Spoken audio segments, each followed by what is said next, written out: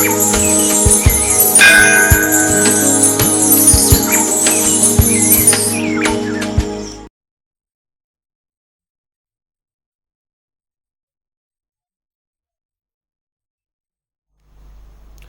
आप देख रहे हैं जनता टीवी। मैं हूं आपके साथ अमन त्रिपाठी। बुलेटिन का आगाज करेंगे एक बड़ी खबर के साथ। बड़ी खबर, बड़ी जानकारी। हिमाचल प्रदेश में गर्मी को लेकर यह बड़ी खबर, बड़ी जानकारी सामने। मौसम के मद्देनजर यह बड़ी खबर। हिमाचल प्रदेश में अभी गर्मी और सताएगी। अगले 2 से 3 दिन कई हिस्सों में लू चलने का पूर्वानुमान जारी किया गया है। वहीं लू की चपेट में प्रदेश के करीब 8 से 10 शहर हैं। मौसम विज्ञान केंद्र ने एडवाइजरी जारी कर दी है। वहीं हीट वेव के चलते कई शहरों में तापमान 40 डिग्री के पार पहुंच चुका है। वहीं ऊना में सर्वाधिक 44.2 डिग्री तापमान दर्ज किया गया है। वहीं हमीरपुर के नेरी में तापमान लगातार 44 के पार बना हुआ है। ये बड़ी खबर, बड़ी जानकारी आपको बता रहे हैं। हिमाचल में अभी कुछ और दिन गर्मी ऐसे ही सताएगी। मौसम विज्ञान केंद्र की ओर से जारी की गई एडवाइजरी के अनुसार अगले 2 से 3 दिन हीट वेव चलती रहेगी। हीट वेव के चलते कई शहरों में तापमान 40 डिग्री के पार पहुंच चुका है। वहीं हमीरपुर के नेरी में तापमान लगातार 44 के पार बना हुआ है।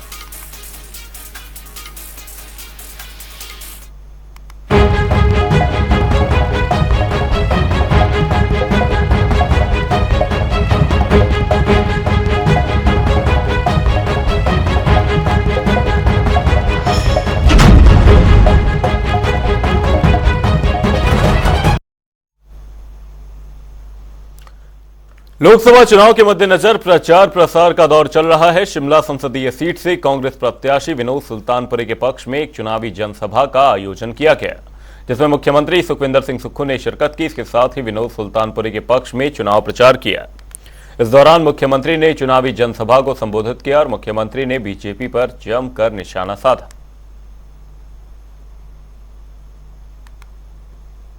विधानसभा में 3 दिन तक चर्चा की, बड़ी बड़ी बातें की, और जब प्रस्ताव के समर्थन में खड़े होने की बात आई तो प्रस्ताव के समर्थन में ना खड़े होकर उन्होंने प्रस्ताव का विरोध किया। और वो प्रस्ताव आपदा प्रभावित की सहायता के लिए हमने विधानसभा में लाया हुआ था। तो जो आपदा के साथ हिमाचल प्रदेश की जनता के साथ ना खड़ा हो तो वो हिमाचल विरोधी भाजपा है। भारतीय जनता पार्टी के लोग जो आपदा के समय हिमाचल के लोगों के साथ नहीं खड़े हुए और आपदा में भी हमारा जो पैसा केंद्र सरकार से मिलना था उसको रुकवाने की कोशिश करते रहे, तो मैं दावे के साथ कह सकता हूं यहां के जो पूर्व मुख्यमंत्री जयराम ठाकुर जी है उन्होंने हिमाचल की जनता को धोखा दिया है। हम खड़े हुए हैं। जब कहीं से भी स्पेशल रिलीफ पैकेज नहीं मिला तो हमने अपने संसाधनों से 4500 करोड़ रुपए का स्पेशल रिलीफ पैकेज जारी किया। मैं जहां भी जाता था ये पाता था कि हर घर में कोई ना कोई समस्या होती है।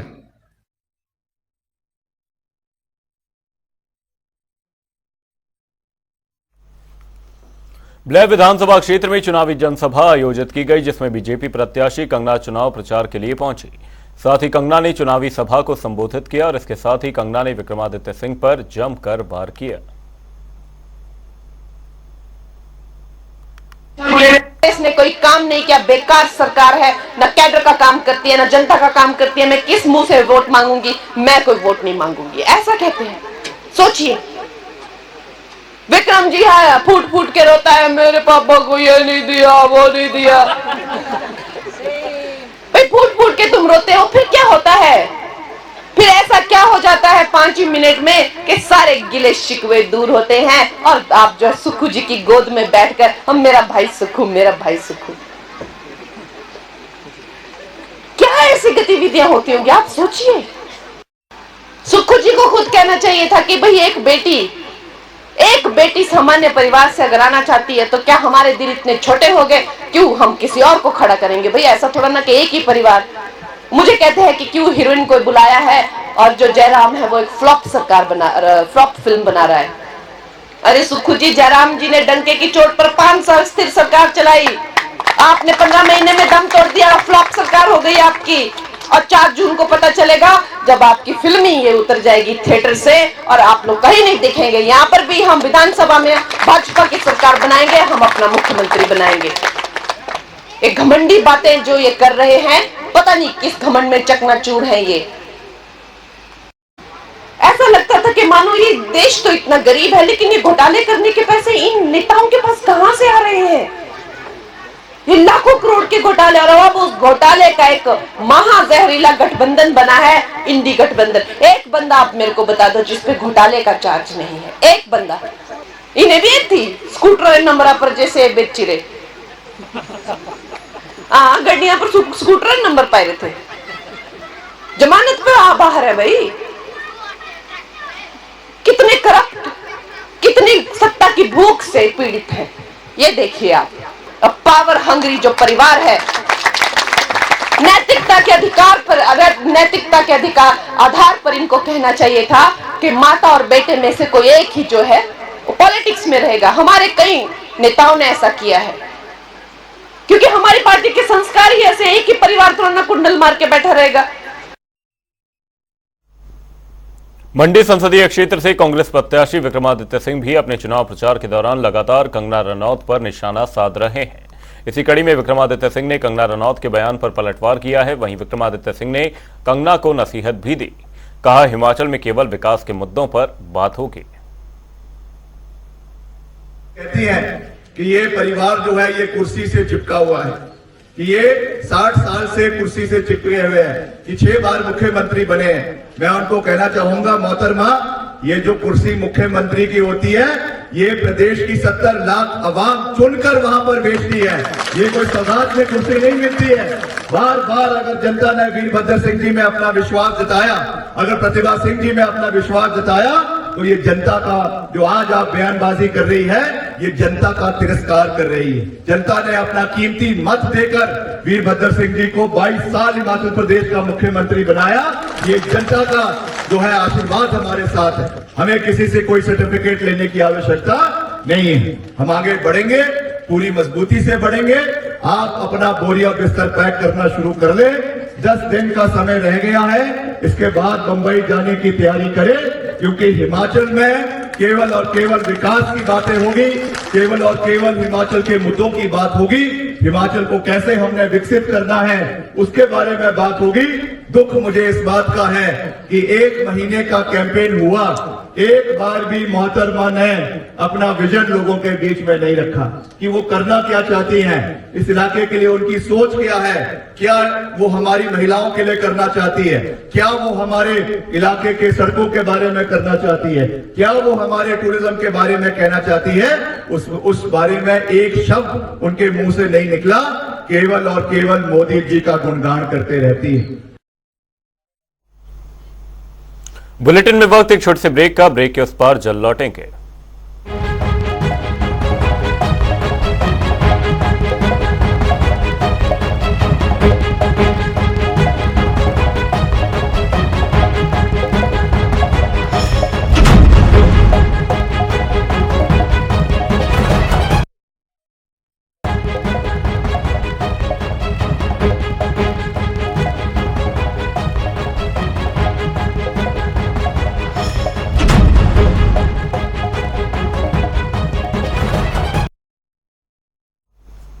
ब्रेक के बाद आपका स्वागत है। आप देख रहे हैं जनता टीवी। रुक करेंगे अगली खबर की ओर। नाहन में बीजेपी जिला अध्यक्ष विनय गुप्ता ने बयान दिया। उन्होंने कहा सिरमौर में चुनाव प्रचार जोरों पर है।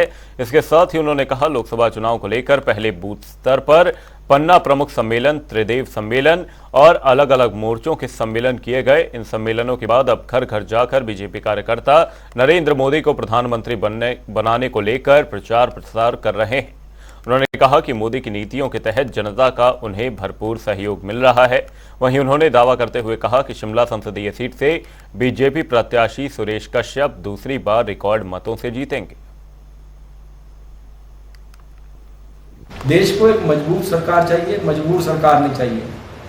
आज हमारे जो विपक्ष में गठबंधन बना है, इंडी गठबंधन, वो आज तक अपना प्रधानमंत्री पद का उम्मीदवार तक घोषित नहीं कर सके हैं।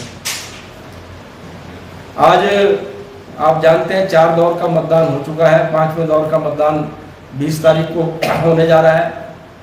आज तक भी विपक्षी गठबंधन अपना उम्मीदवार नहीं दे सका है। 4 दौर के मतदान में ही भारतीय जनता पार्टी की, मोदी जी की सरकार को लोगों ने अपना आशीर्वाद दे दिया है और अब तो हम उस तरफ बढ़ रहे हैं कि अब की बार 400 पार और फिर एक बार मोदी सरकार से बढ़ के अब की बार 400 पार के नारे की तरफ, यह अपना 5वां, 6ठे और 7वें दौर का मतदान हम उस तरफ अग्रसर हैं। श्रीमान सुरेश कश्यप जी हैं, दूसरी बार वो अपना जनता से आशीर्वाद लेने के लिए निकल पड़े हैं और जनता मोदी जी के नीतियों के तहत, मोदी जी के कामों के तहत उनको अपना आशीर्वाद देने के लिए तैयार बैठी है।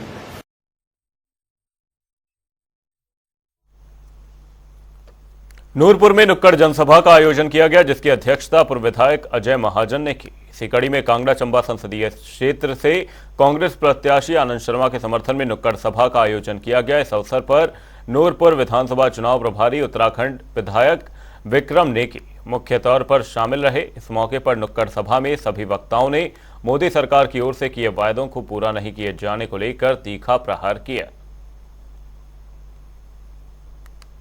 पहले तो मैं देवभूमि हिमाचल को प्रणाम करता हूं और मैं नूरपुर विधानसभा का प्रभारी हूं, पर्यवेक्षक हूं। ये आज पहली सभा में आने का मौका मिला और पहली सभा में तो हमें अच्छा लगा। सुलियाली में जहां माता बहनें इतनी देर तक इतनी धूप में यहाँ पर हम सब लोगों के, कांग्रेस के लोगों के विचार सुनने के लिए जमे रहे और मुझे उम्मीद और आशा है कि हम बड़े बहुमत से इस लोकसभा क्षेत्र को जीतेंगे। हिमाचल प्रदेश में लोकसभा चुनाव के साथ साथ विधानसभा के उपचुनाव भी होने हैं। इसी को लेकर दोनों दलों के प्रत्याशियों ने चुनाव प्रचार करना शुरू कर दिया है। इसी कड़ी में कांग्रेस के कांगड़ा चंबा के चुनाव प्रभारी आरएस बाली ने धर्मशाला में प्रेस कॉन्फ्रेंस की। इस दौरान उन्होंने कहा कि धर्मशाला की जनता को एक ऐसा विधायक चाहिए जो लोगों से मिल सके, उनकी परेशानियों को सुनकर उन समस्याओं का समाधान कर सके।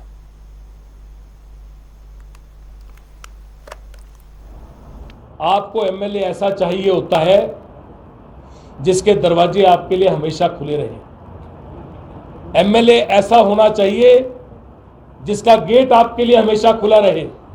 एमएलए ऐसा होना चाहिए जिसको रात दिन जाके आप पकड़ पाए, बात कर पाए। एमएलए ऐसा होना चाहिए जिसके साथ आपकी बातचीत हो पाए। एमएलए ऐसा होना चाहिए जिसके घर में आप उसके घर तक कभी भी पहुंच पाए और उससे मिल पाए। धर्मशाला की जनता जानती है कि कितना वो इनसे मिल पाए और कितना इनके साथ उनका संपर्क हो पाया। और मुझे लगता है कि जनता ये भी जानती है, मुझे तो कई बार मैं सोचता हूं कि यहाँ पे इनके पास कोई मिस्टर इंडिया वाली घड़ी है।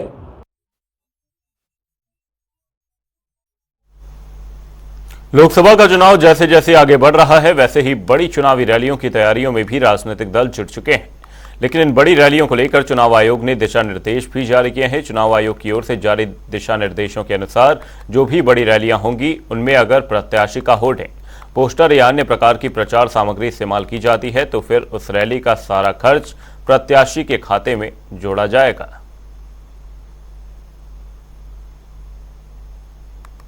तो मैं 2 तरीके से आपके सवाल को एड्रेस करूंगा। एक तो जो होर्डिंग्स, बैनर्स इत्यादि होते हैं, वे जो भी लगने होते हैं, वे उस इलाके के सब डिविजनल मजिस्ट्रेट जो असिस्टेंट रिटर्निंग ऑफिसर भी होते हैं, उनसे अनुमति सुविधा पोर्टल पे कोई भी पार्टी कैंडिडेट इस समय पे ले लेता है और उसके तहत उसमें उस परमिशन के तहत ही वे होर्डिंग लगा सकते हैं। ये आप पूरे पार्लियामेंट्री कॉन्स्टिट्यूंसी में कहीं भी देखेंगे, उन अनुमतियों के साथ ही वे ये बैनर्स, होर्डिंग्स लगा सकते हैं।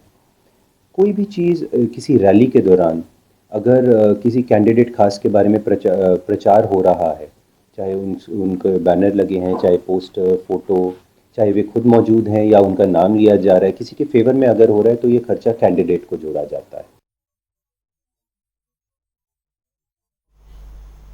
बुलेटिन में रुक करेंगे एक बड़ी खबर की और बड़ी खबर बड़ी जानकारी सामने। इस वक्त की बड़ी खबर आपको बता दें, बीजेपी प्रत्याशी कंगना का द्रंग में चुनाव प्रचार प्रस्तावित है, जहां पर दोपहर बाद जनसभा को संबोधित करती कंगना रनौत नजर आएंगी। ये बड़ी खबर बड़ी जानकारी से पूर्व लाहौल स्पीति के काजा में जन समर्थन करती नजर आएंगी।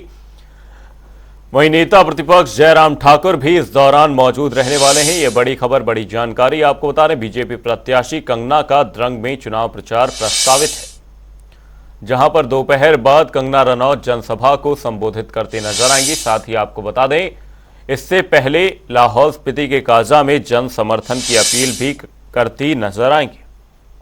वहीं नेता प्रतिपक्ष जयराम ठाकुर भी इस दौरान मौजूद रहने वाले हैं। बीजेपी प्रत्याशी कंगना का द्रंग में चुनाव प्रचार प्रस्तावित है।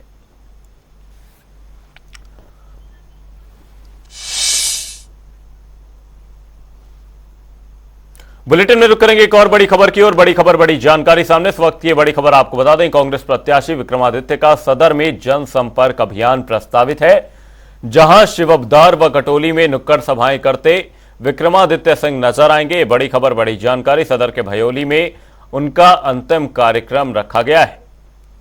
वहीं पूर्व मंत्री कौल सिंह ठाकुर भी इस दौरान मौजूद रहने वाले हैं। ये बड़ी खबर बड़ी जानकारी आपको बता रहे, कांग्रेस प्रत्याशी विक्रमादित्य का सदर में जनसंपर्क अभियान प्रस्तावित है। वहीं शिवबदार व कटोली में नुक्कड़ सभाएं करते नजर आएंगे। ये बड़ी खबर बड़ी जानकारी आपको बता रहे, सदर के भयोली में उनका अंतिम कार्यक्रम रखा गया है। पूर्व मंत्री कौल सिंह ठाकुर भी इस दौरान मौजूद रहने वाले हैं। बुलेटिन में वक्त एक छोटे से ब्रेक का, ब्रेक के उस पार जल्द लौटेंगे। ब्रेक के बाद आपका स्वागत है, आप देख रहे हैं जनता टीवी। रुक करेंगे एक बड़ी खबर की और बड़ी खबर बड़ी जानकारी सामने। इस वक्त की बड़ी खबर आपको बता दें, बढ़ती गर्मी के बीच जंगलों की आग आफत बन चुकी है। ये बड़ी खबर बड़ी जानकारी, आग पर काबू पाने में प्रशासन जुट गया है।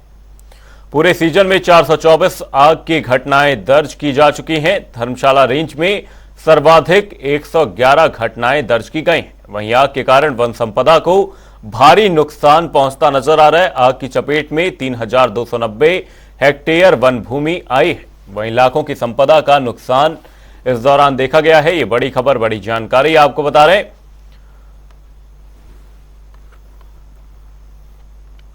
हिमाचल प्रदेश में प्राकृतिक खेती को बढ़ावा देने के लिए कृषि विभाग की ओर से विभिन्न प्रकार के कार्यक्रम चलाए जा रहे हैं। इसी के तहत शिमला के मशोबरा में प्राकृतिक खेती प्रशिक्षुओं के लिए प्रशिक्षण शिविर का आयोजन किया गया, जिसमें हिमाचल प्रदेश के अलग अलग जिला मुख्यालय से प्राकृतिक खेती ट्रेनरों ने हिस्सा लिया।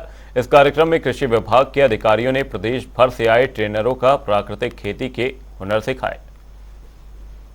अभी हम समिति मशोबरा में से बात कर रहे हैं। यहाँ पर हमारा एक दिवसीय जो हमारे ट्रेनर है उनका प्रशिक्षण किया जा रहा है।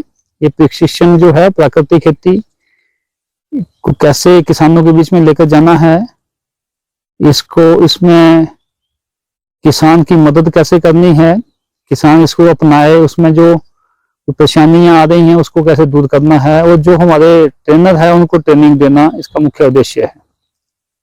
हिमाचल प्रदेश में जो हमारे एएफसी के अंतर्गत जितने भी हमारे क्लस्टर इंचार्ज हैं, डिस्ट्रिक्ट इंचार्ज है, वो सभी आज यहाँ आए हुए हैं।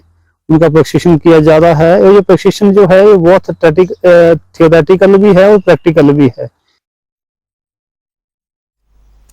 सिरमौर जिला मुख्यालय नाहन में मिड डे मील वर्कर्स की बैठक संपन्न हुई। सीटू के बैनर तले आयोजित इस बैठक में मिड डे मील वर्कर्स से जुड़ी कई मांगों और समस्याओं पर मंथन किया गया। सीटू के जिला महासचिव आशीष कुमार ने जानकारी देते हुए बताया कि सिरमौर जिले में ब्लॉक स्तर पर मिड डे मील वर्कर्स की बैठकें आयोजित की जा रही हैं। इस बैठक में हाईकोर्ट की डबल बेंच ने मिड डे मील वर्कर्स को जो 12 महीने का वेतन देने का फैसला सुनाया है, उन्होंने उस फैसले का स्वागत किया।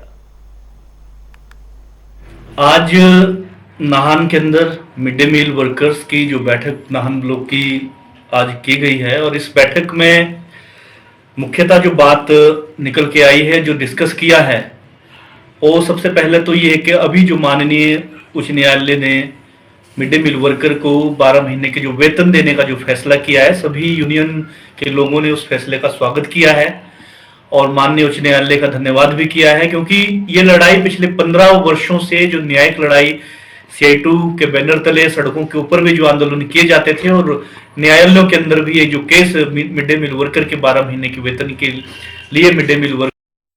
मेरा नाम कुसुम लता है, मैं कैंट स्कूल में जाती हूँ और हमको बहुत काम करना पड़ता है वहाँ पे और हमारी सैलरी भी सही समय पे आनी चाहिए और क्या बोलते हैं हमको छुट्टियाँ नहीं मिलती, ये छुट्टियाँ भी हमको मिलनी चाहिए और कितने साल हो गया हमको, कोई हमारा सुधार होना चाहिए।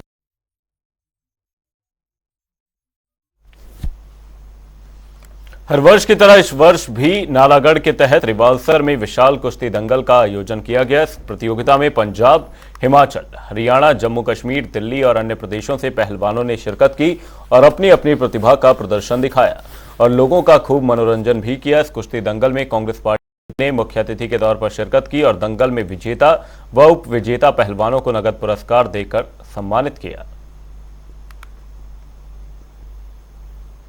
बहुत बहुत धन्यवाद करता हूं कि मुझे आपने आज इस अवसर पर आमंत्रित किया, आप सभी लोगों के दर्शन करने का मौका मिला और मुझे भी कई दिनों बाद आज जो है ये कुश्ती दंगल देखने का सौभाग्य प्राप्त हुआ।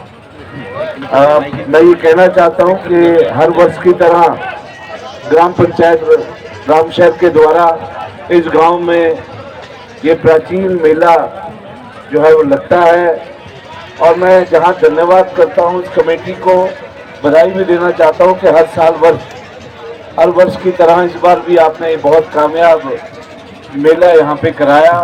ये प्राचीन मेला हमारी संस्कृति और हमारे बुजुर्गों, हमारे देवी देवताओं के द्वारा दी गई संस्कृति को आगे ले जाने में आप लोग एक बहुत अहम भूमिका जो है वो निभा रहे हैं।